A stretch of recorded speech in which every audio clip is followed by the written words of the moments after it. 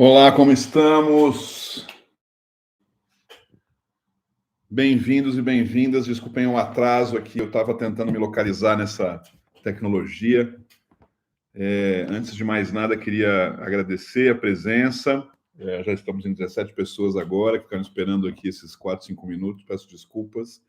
Enquanto vão chegando algumas pessoas a mais, eu pediria que sigam fazendo o que já começaram, né? Ou seja, dizer de onde vem. Organização de Rio de Janeiro, Bairro Campo Grande, Amilcar, a Delcio, Fundação Odebrecht, a Milka de Vila Velha, Espírito Santo. Então, outras pessoas que possam, por favor, dizer de onde vem aqui pelo chat. É sempre um prazer saber que a gente está no Brasil inteiro. Na verdade, eu estou me comunicando com vocês aqui de Barcelona. Meu nome é Marcelo Straviz, fundador do Instituto Doar. Essa é a segunda de uma série de webinars que a gente vai fazer durante todo o ano de 2023, sempre nessas terceiras segundas de cada mês. É um compromisso nosso. Faça chuva ou faça sol, talvez com pequenos atrasos tecnológicos. Aí eu estou aqui manejando o meu próprio notebook, desde aqui de Barcelona, como eu disse, mas garantindo que a gente possa todo mês, ao menos uma vez ao mês, se comunicar, trocar ideias, contribuir de alguma forma para que o setor possa ir se desenvolvendo. É um oferecimento evidentemente gratuito, que permanecerá, como eu disse, todos os meses, com informações que podem ser pertinentes aí para vocês, enfim, que a gente possa somar conhecimento, enfim. No decorrer do webinar eu vou contar um pouco não só sobre o tema em questão, que é sobre a ideia da certificação, como ela é vista no exterior, e algumas dúvidas possam também surgir em relação ao próprio selo. Antes de começar oficialmente, eu sempre peço, porque já teve vezes que eu fiz o webinar falando um monte, quando eu descobri não estava sendo visto por ninguém. Então, por favor, me confirmem se vocês estão me ouvindo bem e se a imagem também está boa. Me confirmem com um ok, algum tipo de ok, ou tudo em ordem, alguma forma de saber que eu estou conseguindo me comunicar com vocês. Avisem isso pelo chat, por favor. E aí, com isso, a gente já começa oficialmente. Ok, para mandar som e imagem ok, Adelso, obrigado. Podemos então seguir, podemos começar oficialmente aqui, né? Como eu estava dizendo, bom, enfim, para quem não me conhece, a gente está comemorando neste ano, eu digo que é um período. A gente tem várias datas para comemorar, não sei se acontece com vocês, né? Mas namoro, casamento, às vezes a gente tem várias datas. Você começa a contar a partir do casamento, do namoro, daquela pizzaria, do dia que saíram juntos. O nosso com o Instituto Doar é um pouco isso, a gente tem várias datas para comemorar. Então a gente decidiu comemorar os 10 anos durante 2 anos. Então começou um pouco no final do ano passado e vamos até o começo do ano que vem com várias comemorações. E o Instituto Doar, ele surgiu, né? Ele tem como meta justamente, uma missão mais do que uma meta, ampliar a cultura de doação no Brasil. Lá atrás, quando a gente surgimos num evento muito interessante, não sei se alguém daqui participou, um evento que congregava 500 organizações numa feira das ONGs, que aconteceu lá no Expo Center Norte, em São Paulo. Foi lá a nossa inauguração, e quando também inauguramos o selo Doar. E também, enfim, organizamos o Dia de Doar, começou lá atrás, naquela época a gente organizou. E mais recentemente, nosso filhote menor é o Prêmio Melhores ONGs, que também, enfim, faz parte desse conjunto de atividades e coisas que a gente faz. Como eu disse, no decorrer do ano a gente vai fazer várias explicações sobre algumas grandes transformações e novidades que a gente tem em relação ao Instituto, inclusive uma transmutação mais do que transformação, mas isso é um assunto para outro dia. Está se esparramando pelo resto do mundo, né, principalmente na América Latina, criando novos serviços, enfim.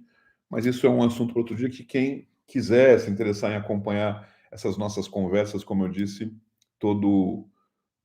terceira segunda do mês a gente vai ter esse encontro. Pode botar na agenda, 8h30 da manhã, mas a gente também vai te avisar a partir dos nossos e-mails e outros mecanismos, WhatsApps, Instagrams, enfim. Bom, mas dito isso, o meu compromisso com você hoje, a gente vai tentar fazer uma conversa aqui de 30 minutos, inicialmente. Depois a gente vai se estender um pouco mais para tentar responder dúvidas especificamente sobre o selo, dúvidas que surgiram nos próprios formulários, mas o tema concreto sobre o período dessa questão mais internacional e o que isso tem a ver com certificação, e o que isso tem a ver com a sua vida, né, com a sua organização, me comprometo aqui a não passar muito de 30 minutos em relação a isso. Alguns aí ou vão trabalhar, ou já estão no trabalho, mas enfim, né, esse é um horário que a gente considera, de vários que a gente experimentou, a gente achou o mais interessante para poder trabalhar e pensar bastante a respeito. E eu queria também começar pedindo que vocês fiquem à vontade no chat. Eu acho que é a forma de vocês se comunicarem comigo e com a equipe nossa, né? Façam perguntas que quiserem, comentários que quiserem. O que eu vou fazer é, de tempos em tempos, sei lá, cada 5 minutos, termino um assunto específico, dou uma lida no chat, concretamente, para ver se eu consigo responder. Então, fiquem tranquilos que eu pretendo responder tudo aquilo que está no chat, mas não imediatamente, para não seguir, para não perder a sequência do que está sendo dito. Então, eu sei que agora tem gente escrevendo aqui, eu vejo as linhas se mexendo, mas eu vou fazer dessa forma que assim todo mundo se beneficia, quem ouve, escuta com uma sequência lógica, e nas paradas a gente consegue também fazer as perguntas, tá bom? Então, fiquem à vontade para perguntar, continue escrevendo de que cidade são, de que cidade é, sempre é interessante os outros perceberem que a gente está esparramado aí. Bom, e começando concretamente, então, pela ideia da certificação e do exterior, que é o tema, né? Você está aqui porque você viu que o titular é esse. Eu queria comentar primeiro falando sobre o Brasil e a ideia de certificação, né?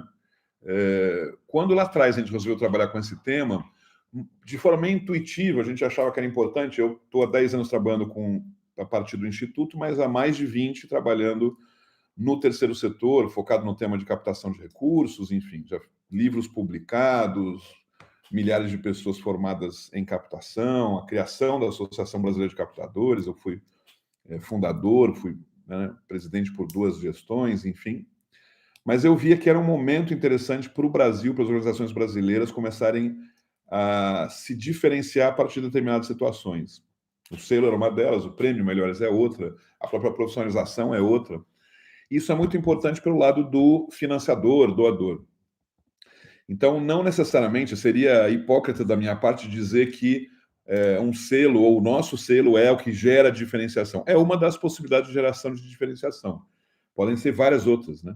A diferenciação pode funcionar por indicações, porque ganharam um prêmio, porque tem uma aprovação por parte do governo, porque receberam dinheiro de uma grande empresa. Qualquer tipo de diferenciação sempre é vantajoso, evidentemente. Mas eu queria hoje que a gente se concentrasse especialmente nessa diferenciação quando um selo, um certificado, ele é em si uma diferença que facilita para o entendimento do outro, né? Quando a gente criou o selo lá atrás, como eu estava dizendo, a nossa intenção, mais do que ajudar as organizações, claro que era isso, mas era ajudar o doador. Era ajudar para que o doador ou financiador pudesse ter uma economia de pensamento, de busca, confiando que determinadas certificações poderiam, um determinado selo, um determinado conjunto de fatores, facilitaria a decisão a ser tomada. Entre doar para uma organização que não tem uma certificação e outra que tem, fica mais fácil tomar essa decisão. São mais de 10 anos lidando com isso, a gente aprendeu muito nesse processo, e um pouco disso é o que eu queria comentar com vocês aqui hoje, né? Uma das ideias é que, primeiro, a ideia de um selo, ela, no mundo, tá? Estou falando aqui a gente, consumidores, se a gente for num mercado, a gente vai optar, consciente ou inconscientemente, por uma pasta de dentes que tem um selo lá de não sei o que dentista e a outra que não tem. Talvez a gente não vai fazer isso porque a gente compra sempre a mesma. Perfeito. Aí a gente vai comprar sempre a mesma porque a gente está habituado a isso. Mas se a gente não está, se a gente quer mudar a marca, ou se está indo no mercado que não tem a marca que a gente sempre compra, a gente vai dar uma olhada. Talvez um critério de decisão seja preço, também é muito comum, claro. Mas carimbos e selos são decisões que elas funcionam inconscientemente. Então, pensando nisso, que é justamente importante que a gente crie situações para isso, né? No setor nosso, no setor social, isso não tinha até então. Tinha, preciso ser bem preciso, tinha e tem, mas dentro de uma dinâmica das próprias organizações e do governo, né? O governo fazendo uma coisa que era, a princípio, uma espécie de selo de certificação, mas quando, na verdade, era uma certa obrigação para conseguir outras coisas por parte do governo. Eu acho que todos aqui sabem muito bem do que eu estou falando, seja pelo SEBAS, seja pelo processo de utilidade pública lá atrás, ou quando você lida com os CIPs, ou mesmo agora a questão do marco regulatório das OSCs, né? Então, existe um conjunto de iniciativas governamentais, que a gente conhece várias, talvez todas elas, pelo menos no nível federal, já fomos convidados a participar de eventos e congressos, discussões sobre essas temáticas. Mas uma questão que eu sempre coloco, e falo isso nessas palestras, quando surgem lá discussões em Brasília, é que não dá para a gente confundir uma obrigação com uma certificação, mesmo que a gente chame essa obrigação de certificação. Ou seja, para vocês terem uma ideia, né, lá atrás, 20 anos atrás, 30 anos atrás, quando existia basicamente a certificação de utilidade pública federal e também tem a utilidade pública estadual e municipal, aquela chancela não era um carimbo de qualidade, era uma exigência governamental para conseguir obter recursos dessas esferas, né? Tinha, inclusive, por exemplo, na área da assistência social, você, para conseguir a federal, você tinha que necessariamente conseguir antes a municipal, depois a estadual, depois a federal. Mas, de novo, não porque isso era um carimbo bom. Teve seu tempo, há décadas atrás, que isso era uma demonstração de qualidade governamental. Ou seja, o governo dava esse carimbo para comprovar para outros, mas isso foi se perdendo. E eu falo com muita claridade que foi se perdendo, porque nesses eventos em Brasília, por exemplo, uma vez a gente estava num evento com umas 700 organizações, um evento grande, eu estou falando na época da Dilma, presidente ainda, e lá existia na mesa de debates, eu estava discutindo junto com o pessoal que defendia não, gente que trabalhava no Ministério do Desenvolvimento Social, ou Assistência Social, não lembro o nome na época, e outro que é o Ministério da Economia, que lidava com o CIP, e o Desenvolvimento Social, que lidava com o SEBAS. E eles, como entes de governo, ou seja, funcionários de governo, concordavam que não fazia sentido que houvesse como missão deles, sei lá, Ministério da Economia. Que sentido faz que eles ficassem certificando ONGs? A função deles é ser entregar dinheiro para a ONG.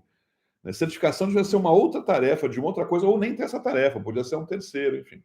Bom, dito isso, um pouco, talvez por isso que nos chamavam para essas discussões, porque é aí onde eu quero chegar sobre essa ideia de uma certificação que ela é isenta. A partir do momento que ela passa a ser uma obrigação de Estado, ela perde o seu efeito. Ela tem um efeito de filtragem, ela existe, vocês conhecem, existem várias obrigações com governos para conseguir recursos de governo. Nada contra isso.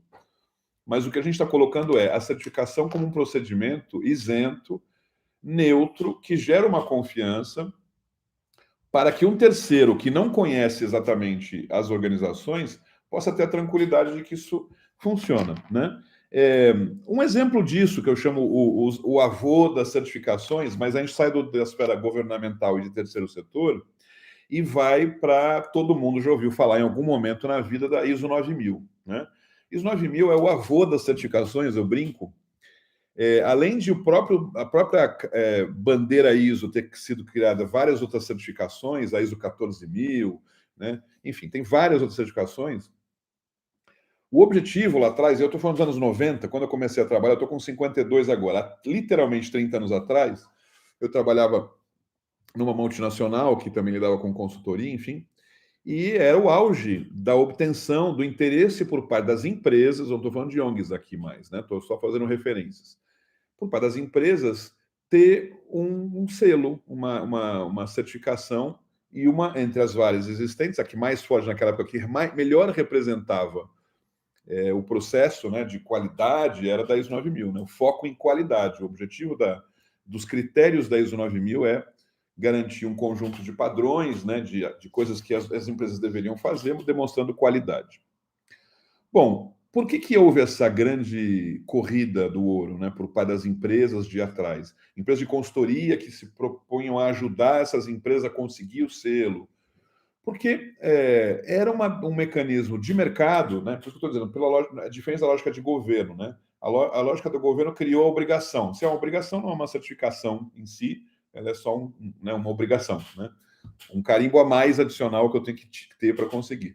Pela lógica de mercado, naquela época, se criava essa imagem que, por um lado, eu poderia sim melhorar a qualidade da minha empresa, mas principalmente aquele carimbo, aquele selo lá colocado no folheto, no material, era uma demonstração prévia, isenta, de um terceiro, de que aquela empresa era de confiança, tinha qualidade e tal. Claro que hoje em dia, eu falo isso com muita tranquilidade, né?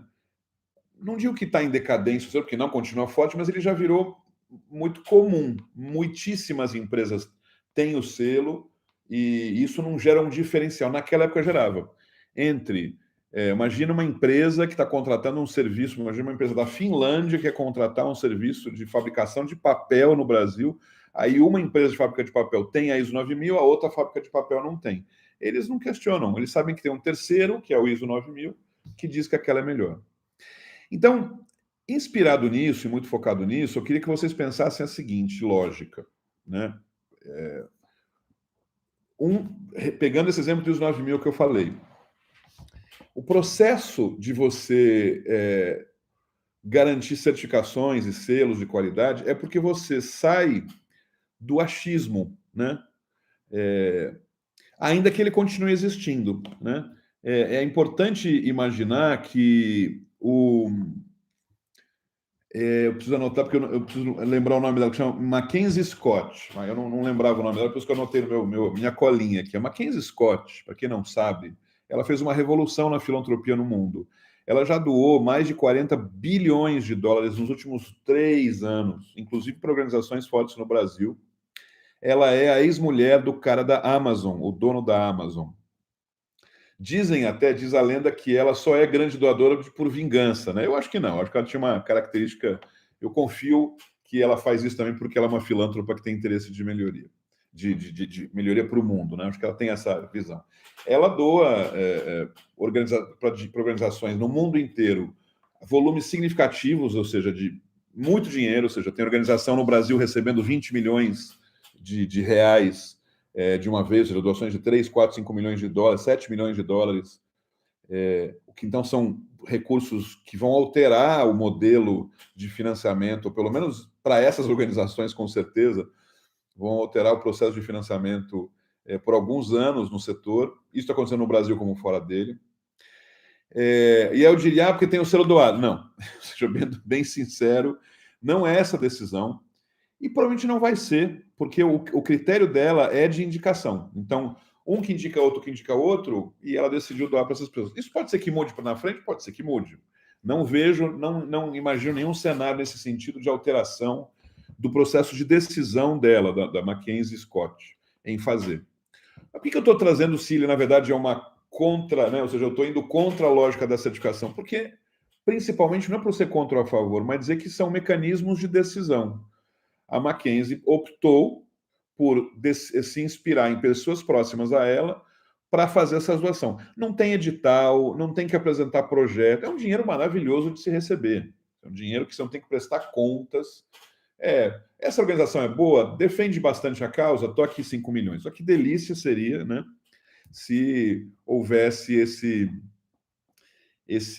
essa sorte, entre aspas, de ser identificado. Eu tenho, inclusive, uma organização que foi cliente minha de consultoria há pouco tempo atrás, não vou falar o nome, não pega bem dizer, mas ela ficou bastante enciumada, a organização, a presidente da organização, né, falando para mim de por que ela não foi beneficiada, sendo que é uma organização super de referência, e é mesmo, referência mundial, internacional, mundial, mas fortemente no Brasil. E a gente trocando ideias, então por que será que ela não foi até a final, né? Enfim, uma organização com uma causa fantástica, ampla. A conclusão que chegamos é porque ela não fazia parte dessa indicação, entre aspas, né? Desses nomes de que um indica o outro e um reforça essas indicações. Acaba se fazendo um certo clubinho aí. Não por maldade, né? Mas é tipo, se você resolve fazer uma festa, você vai chamar as pessoas, os seus amigos, para essa festa. Você não vai ficar chamando gente que você não conhece. A não ser que você fosse criar uma festa que obrigatoriamente tinha que ser gente que tivesse o selo tal, ou torcesse para tal time, ou que gostasse de lasanha, sei lá. A partir do momento que você define um critério, isso você já faz uma filtragem. Ficou claro para a Mackenzie Scott, provavelmente para os assessores, pessoas que trabalham com ela, que não era esse o objetivo. O objetivo era colocar dinheiro em organizações que trabalhavam forte com a causa e que não ia se criar um processo restritivo, né? Seja de projetos, de prestação de contas, de volume.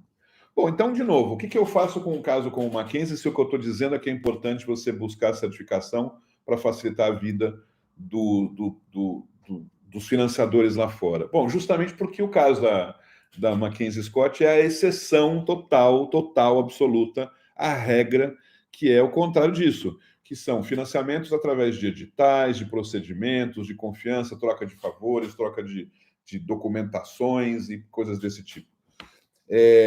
Esse processo, isso eu posso dizer com critério, esse processo ele funciona muito fortemente numa lógica de quando que, se eu coloco uma certificação, se eu defino que, para um desconhecido, que eu tenho uma determinada diferença, eu tenho um diferencial, isso estou facilitando a vida para esse desconhecido. Eu vou voltar, então, agora a um exemplo, né, tirando da McKinsey e tirando também o modelo governo, que vocês já devem ter ouvido falar também, muito provavelmente, que é como tem se gerado um mecanismo internacional para determinados produtos, para existir uma determinada garantia que a gente está fazendo algo bom. Exemplo, cada vez mais, toda a cadeia produtiva de determinados segmentos funcionam bem, e ainda assim existem problemas, mas funcionam melhor do que se fosse de outro jeito, a partir de uma determinada certificação. Exemplo é a ideia das florestas certificadas ou madeira certificada. É claro que existe a possibilidade de alguma empresa, algum erro, alguma dificuldade surgir, que o cara põe lá o carimbo e isso não foi averiguado com qualidade, ou o cara podendo fazer tá fazendo um golpe nessa história. Claro que esse risco sempre corremos. Mas também vale ainda assim a pena, porque esse risco é um risco comparado com 98% dos casos que as coisas funcionam bem. Então, o cara lá na Islândia pode estar seguro de que se existe um carimbo, né, existe uma qualidade, existe uma certificação pela madeira que ele está comprando aqui, de que isso é de qualidade. Aí você vai dizer assim, pô, imagina o quanta madeira pirata tem por aí, gente que não paga imposto, gente fala assim, esses caras provavelmente vão botar um selo falso e vai vender mesmo assim. Cada vez menos. Especificamente no caso da madeira, porque eu acompanho, porque eu tenho um interesse, uma curiosidade, até como certificador, né? Cada vez menos. O cara que, de fato, ou seja, continuam desmatando na Amazônia, continuam tendo problemas, essa madeira ela é ilegal e ela continua sendo vendida ilegalmente para compradores que sabem que ela é ilegal. Né? O cara que, do outro lado, que compra e quer o selo, ele tem uma preocupação de quero comprar madeira legal. Ou seja, eu quero dizer com isso o seguinte, não estamos dizendo que tudo é perfeito, é exato, mas melhora muito. É muito mais importante que seja feito isso do que não seja feito nada. Isso reduz muito a ilegalidade. Elimina? Infelizmente não. Poderia se eliminar, deve se eliminar, e deve-se trabalhar cada vez mais com isso. Mas geram muito mais um mercado saudável de procedimentos de madeira, de florestas reflorestadas, né? Madeira de qualidade legal, enfim. Então, com isso, o que eu quero dizer? Há 10 anos atrás, eu não faria esse webinar que eu estou fazendo hoje, porque nós, como Instituto do Ar e o Selo do Ar, acabando de começar, a gente não tinha capacidade e seria vergonhoso da nossa parte ficar dizendo assim, coloquem o selo que isso vai gerar resultados para você. Seria uma mentira. E a gente tem uma intenção, então, que a gente fez esses 10 anos foi justamente fazer um trabalho pouco a pouco, aos poucos, comendo pelas bordas, né? As organizações se certificando para isso, as entidades reconhecendo cada vez mais esse processo, empresas reconhecendo que vale a pena ter o selo como uma forma de diferenciação e de qualidade, e a gente está dando um salto a partir de agora, os nossos próximos 10 anos, né? A gente está dando esse salto também para o universo internacional, ampliando essa nossa mesma dinâmica para a América Latina inicialmente, pelo lado ainda das organizações sendo certificadas, e, em paralelo, fazer um trabalho mais forte nos Estados Unidos e Europa, mostrando a importância de que ter esse certificado por parte das organizações é uma demonstração de reconhecimento. Basicamente, os mercados da Europa e os Estados Unidos não sabem ainda. Né? A realidade absoluta é essa. Não sabem. Né? A Mackenzie Scott fez dessa forma, mas também outras organizações, principalmente da cooperação internacional, elas estão muito mais focadas no modelo antigo ainda de financiamento, de apoio, que tinha mais a ver com a dinâmica disso, de contatos, de convívios, de organizações que indicavam organizações. Para você ter uma ideia, você que está me assistindo aqui, há 30 anos atrás, 40 anos atrás, quando a cooperação internacional ainda colocava muito dinheiro no Brasil, porque hoje em dia coloca menos, né? Antes tinha muito dinheiro para direitos humanos, anistia, né? Área social, educação. Hoje em dia esses dinheiros foram estão indo parar em outras frentes. Bom, agora com a Ucrânia, com a guerra, mais ainda, né? Mas eu me refiro antes da guerra, muito dinheiro que estava indo para a África, para o Haiti, né? Lugares que necessitavam realmente mais de dinheiro do que no nosso caso no Brasil. Como cooperação internacional, me refiro. Não que a gente tenha todo o problema solucionado no Brasil, mas a cooperação internacional tem que também tomar decisões estratégicas quanto a isso. E o que acontecia lá atrás? Como é que as organizações da Alemanha, a cooperação internacional, porque geralmente eram organizações também vinculadas a governos, né, recursos da cooperação que faziam parte do orçamento público de determinados países. Para vocês terem uma ideia, está se chegando à conclusão, eu acho que nos próximos anos, 2, 3 anos vai surgir, definir uma verba única no mercado comum europeu de 0,7% do orçamento público do mercado comum. Então é como se 0,7% do orçamento global da União Europeia vai ser distribuído para a cooperação internacional, enfim, onde for o caso, cada país podendo escolher e tal. Isso já é assim, mas de uma forma não oficial. Existem cidades que fazem essa decisão do 0,7. Esse 0,7 não é um número aleatório. Já há muito tempo se trabalha com essa dinâmica. Tem cidades na Itália que já têm parcerias de fazer esse repasse do 0,7% do orçamento para cidades irmãs em outros países. Eu não sei se a Alemanha, acho que sim, pelo menos antes da guerra, certeza, mas a Alemanha, a Suécia, a Finlândia já tinham como cultura o 0,7 de recursos que era dentro, então, da cooperação internacional e eram verbas que eram distribuídas por diversos países a partir das embaixadas e consulados, ou mesmo de agências de cooperação. Mas, enfim, toda essa relação há 40 anos atrás, como é que se dava? Um gestor lá de uma ONG lá em São Paulo, por exemplo, pegava o avião, ia para Paris, de Paris ficava uns 4, 5 dias, vendo a Torre Eiffel, enfim, também visitando agências internacionais, de lá iam para outros países, ia para outros, faziam uma espécie de road tour, de passeios com trabalho, né, para conhecer, olho no olho, essas relações, essas organizações de relações internacionais e com isso ganhar confiança. A organização lá da Finlândia preferia dar dinheiro para a organização desse cara que a visitou do que um desconhecido. Depois veio a internet, veio, né, o que a gente está se comunicando aqui, a web, ou seja, reduziu custos de viagem, aproximou as pessoas também, mas também gerou, de qualquer forma, uma coisa que é inevitável, que é esse contato inicial gera uma predisposição a eu repassar um recurso para uma organização conhecida. Então, você que está na sua organização, na sua cidade aí pequena, você fica achando muito distante conseguir um recurso internacional de alguma forma. Saiba que não é.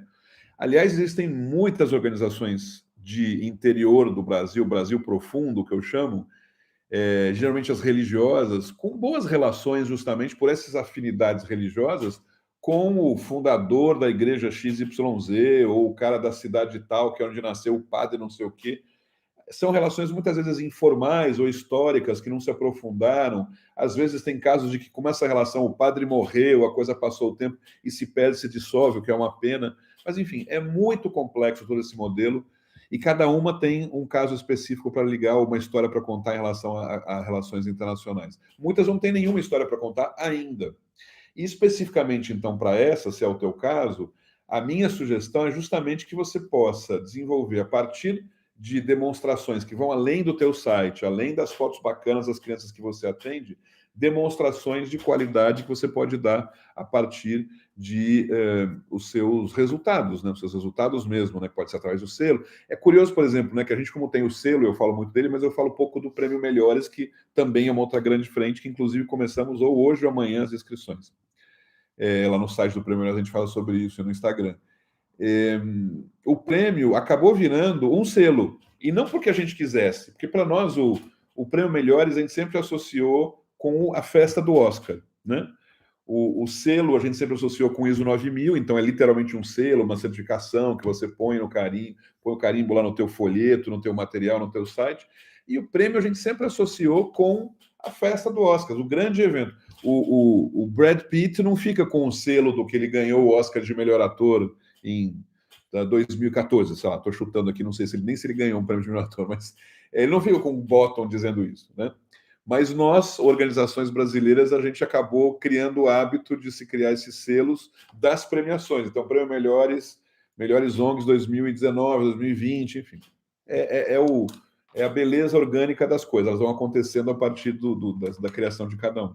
Mas, sem dúvida, esse selo, seja do selo mesmo, né, do selo do ar, como da premiação do Melhores, é uma forma que as organizações, algumas têm percebido, de se diferenciar, e por isso colocam nos seus respectivos folhetos, materiais, Instagrams e tal. Ah, mas eu não ganho o prêmio Melhores, que as organizações melhores são outras, são as melhores. De fato, as melhores são as melhores do ano. Então, entre 800 mil, a gente só separa 100 que são as muito boas. Mas aí vem essa questão. O selo não tem uma definição de melhor. As pessoas muitas vezes acham que o selo é mais fácil, é mais difícil e preferem concorrer ao prêmio. O prêmio é uma concorrência. Podem ter 3 mil organizações muito boas, mas só 100 vão ser premiadas. No caso do ISO 9000, no caso do Prêmio Melhores, no caso dessas certificações, não se trata de se eu sou melhor ou pior, existe uma qualidade, uma padronização. Quando você coloca um selo de madeira certificada, não é que eu estou falando que a melhor madeira do Brasil é a minha. Não, eu estou dizendo que ela segue padrões mínimos, básicos, que me fazem dizer eu sou certificado, não sou ilegal, tenho um processo de reflorestamento por trás. Então, são padrões mínimos. O selo tem, portanto, essa capacidade de articulação, e as organizações começam a perceber isso cada vez mais, né?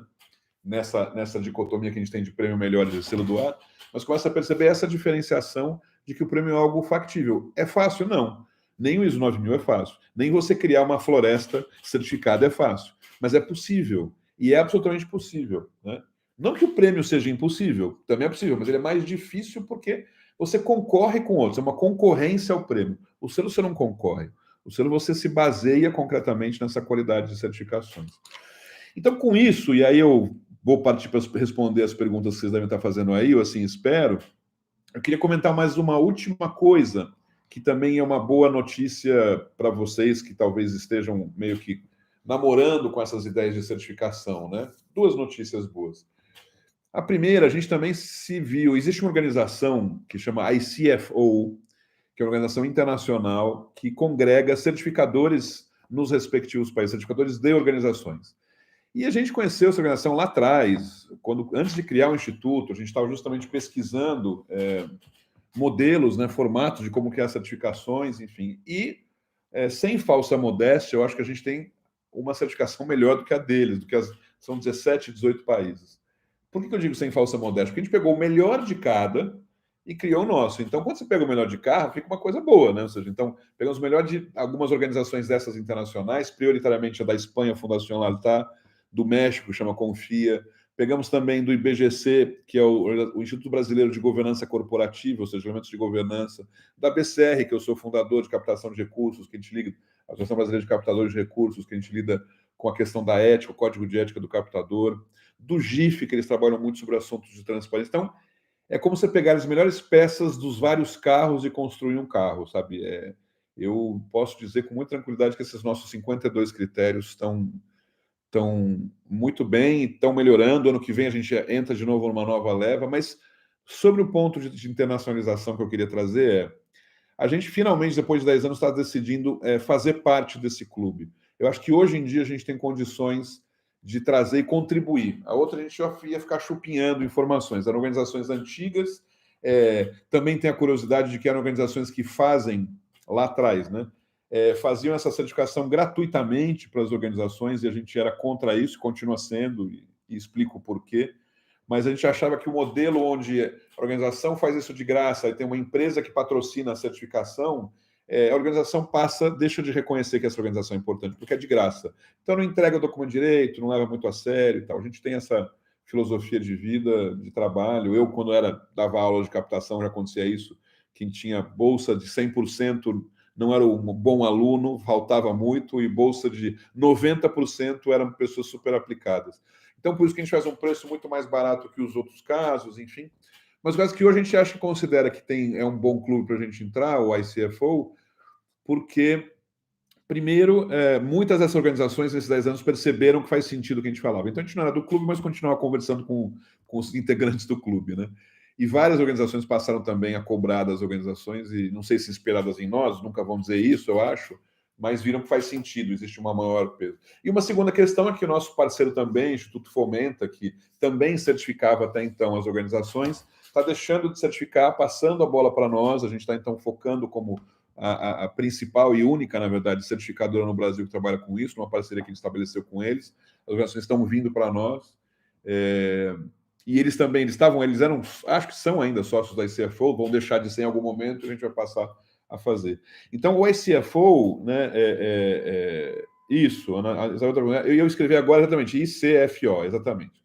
Se é ICFO, você pode pesquisar sobre isso. A gente, nos próximos meses, vai iniciar entrar nesse clube, né, e participar. E com isso, as organizações brasileiras ganham muito, porque a gente vai ter só reforçado uma coisa que a gente já fazia, que é essa antena, né, internacional sobre como fazer, mas dessa vez, para os nossos próximos 10 anos, como eu disse, é crescer para a América Latina em relação a mais certificação, né, mais organizações certificadas. A gente está traduzindo todo o nosso material para espanhol, mas especificamente com os Estados Unidos e Europa, não é trabalhar as organizações certificadas, né, e sim criar situações de brasileiros, ou seja, organizações internacionais reconhecerem organizações brasileiras a partir das certificadas. Essa é a nossa meta para os próximos 10 anos, isso a gente vai explicar melhor aí sobre o processo.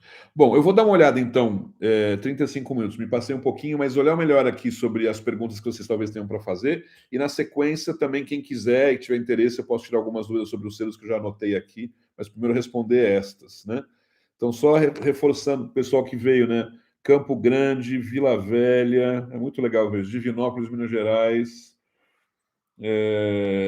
Casa das Mangueiras, sim, ouvindo bem, Adriana Casa Azul, Distrito Federal, ONG Brasil, Sara lembrando do ONG Brasil, exatamente, chamava ONG Brasil, Sara, essa feira que a gente começou, Tamandaré, Pernambuco, Salvador, Bahia, ADFIP, presente, Poços de Caldas, Casa da Criança Santo Amaro, Gota de Leite, em Santos. A irmã Luísa deseja ok, é só se inscrever, irmã Luísa. Na verdade, é isso que é curioso, as pessoas às vezes têm receio, né? Mas enfim, vamos destrinchar esses processos todos. Falando em história, esse ano a Casa das Mangueiras está comemorando o seu cinquentenário, Carlos Eduardo. Parabéns pelos 50 anos de Casa das Mangueiras, olha que legal. Os 52 escritórios do selo pode ser adquirido em qualquer momento? Sim, Felipe, pode ser a qualquer momento, você pode baixá-los, ou até para te facilitar a vida, já puxar eles aqui. Pode ser a qualquer momento e é para ir no site, né? Até a gente recomenda concretamente que você trabalhe veja, estude os critérios antes de se inscrever concretamente. Porque aí você tem a tranquilidade de saber se falta, né? Peraí, botei o link aqui. O que falta, né? Se falta. E outra questão que é muito importante, muita gente tem a dúvida achando que eu preciso ter os 52 critérios. Não. Tem toda explicação no Instituto Doado sobre isso também. No mínimo, você precisa ter 43 dos 52 critérios. Então, existem alguns critérios que você não conseguiria, talvez, nos próximos meses, e tudo bem, né? Também levando em consideração que, em geral, todos eles você consegue em 2 meses. Ou seja, nenhum deles é muito complicado de se conseguir. Então, é recomendável que você pegue os critérios, baixe aí nesse link que eu mandei, e você pode trabalhar com clareza se é o momento ou não de entrar. Falar, ainda não é o momento, estou aqui, eu preciso ir atrás deles. Então, vai atrás deles, conseguindo eles, você depois pode fazer. Não tem nenhuma pegadinha. Como eu disse, o nosso objetivo é pedagógico nisso. A gente quer que as organizações... A gente quer subir a régua. Então, a gente quer que as organizações, de fato, tenham basicamente isso, a gente quer reconhecer que elas têm basicamente isso, o que é bastante, não é pouca coisa, a gente não está pedindo, manda o estatuto aí, está valendo. Né? Então, é importante que tenha uma certa dificuldade para que sejam efetivamente reconhecidas como diferenciadas. Né? A CFO falou, Raquel, mulher Minas Gerais, muito bom. O prazo, então, a Ana Isabel perguntou, o prazo para a inscrição do selo já foi? Não. O selo, ele está. A inscrição ao selo do ar é o tempo todo. O ano inteiro. O tempo todo está aberto, porque, como eu disse, é um processo de inscrição para uma certificação que está a porta aberta para você poder fazer quando quiser. Vai ser de acordo com os critérios que você apresenta, a documentação. A gente tem uma equipe nossa que faz justamente a revisão de todos esses documentos. O que existe prazo de inscrição é o prêmio para o prêmio Melhores ONGs. O prazo de inscrição para o prêmio Melhores ONGs, se eu não me engano, começa agora, porque eu não lembro agora, eu estou com tem outra equipe nossa, somos 2 equipes trabalhando juntas, e quem está tocando isso, eu acho que é hoje ou amanhã. Deixa eu ver aqui, estou abrindo o site enquanto vejo. E sim, já está aberta. Olha que maravilha. Já está aberta e está funcionando. É bom ter equipe que faz as coisas funcionarem, fico feliz. Já está tudo rodando. Ó, em primeira mão aqui, vocês vão ser um dos primeiros a entrar nessa página para fazer a inscrição. Então, repito, são duas coisas, né? Acho que está claro. Prêmio Melhores 2023, ou seja, premia as 100 melhores organizações do ano. Tem o seu modelo, o seu formato, é uma grande festa, uma grande celebração, né? Existem um monte de critérios personalizados, não é simples, concorrem as organizações entre si. Esse é o objetivo, por um lado. E o selo é um modelo de diferenciar organizações que subiram a régua, têm um padrão mínimo, têm um processo de melhoria de qualidade constante, e por isso, portanto, está aberto o tempo todo. É ISO 9000 e Oscar, é sempre branco, ISO 9000 e Oscar. Vamos ver se falei tudo aqui. O Adelson, o seu dólar foi um diferencial para nós e conseguimos o A+, no ano passado e foi renovado esse ano. Maravilha, Adelson. Então, o A+, é o seguinte, para vocês terem também uma clareza para os que não conhecem essa dinâmica. Todo mundo que consegue o selo é um selo A. A gente não está dando selo A, B, C, D. Não é, não. O selo B, o selo C parece que é menos importante. Então, conseguiu 43 de 52, é selo A. O que a gente dá para estimular ainda mais organizações, existe o A+. O A+, é aquele, se eu não me engano, não sei de cabeça, conseguindo, acho que é 48 para cima, se eu não me engano. Ou seja, faltou só 4, ou mínimo 4, né? Para conseguir o selo. E é interessante que, primeiro que é isso, né? Ou seja, o orgulho que o Adelcio fala sobre isso, é essa a nossa intenção mesmo, fale com orgulho. Tem organizações que conseguiram o A, mas para não ficarem acomodadas nessa posição, existe essa provocação que elas possam ir atrás do A+, né? É sempre uma forma de estimular. O ano que vem vai ser muito interessante, porque a gente vai fazer o que a gente faz a cada 3 anos, que é dar uma lapidada nos critérios. Então, 52 critérios talvez virem 50, talvez virem 54, a gente ajusta um pouquinho, tira algum que não está muito difícil, é muito complexo, ou mexe no texto, e a gente vai fazer uma repassada global em todas as organizações que estão com certificado, gratuitamente para elas, é um trabalho nosso, na verdade. E nesse trabalho, tem muitas organizações que conseguem fazer esse salto até pela própria experiência, né, pelo processo de estar fazendo isso esses anos todos. Observatório de Favelas. Legal, Tiago. Prazer você estar aqui. Sou super fã do Observatório de Favelas, mesmo.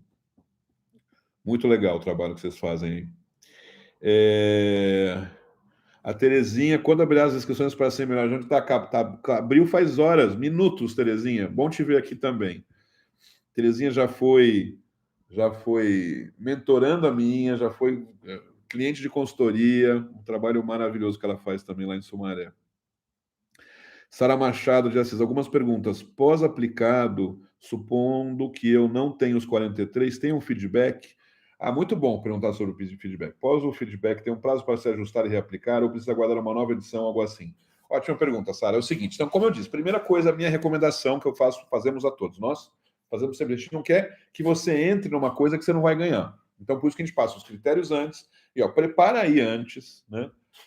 Então, o que pode acontecer? Vamos supor da seguinte questão: vi que eu tenho 44 pontos, eu vou então entrar.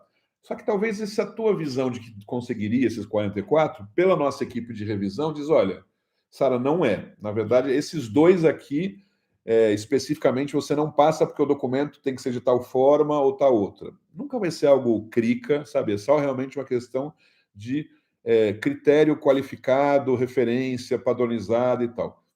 Quando vocês entregam esse documento, a gente dá essa resposta, vocês têm mais um mês ainda para se qualificar perante essas perguntas que são feitas dentro desse mesmo pacote de procedimentos. Então, ao total, você tem uns 2 meses e pouco entre primeiro mês. Temos 10 dias para entregar, se eu não me engano, ou 20. Eu sou ruim de contas e de lembranças para isso. Depois tem essa devolutiva por parte da equipe e você ainda tem de novo um prazo para entregar essa documentação que falta, esses especificamente que faltam.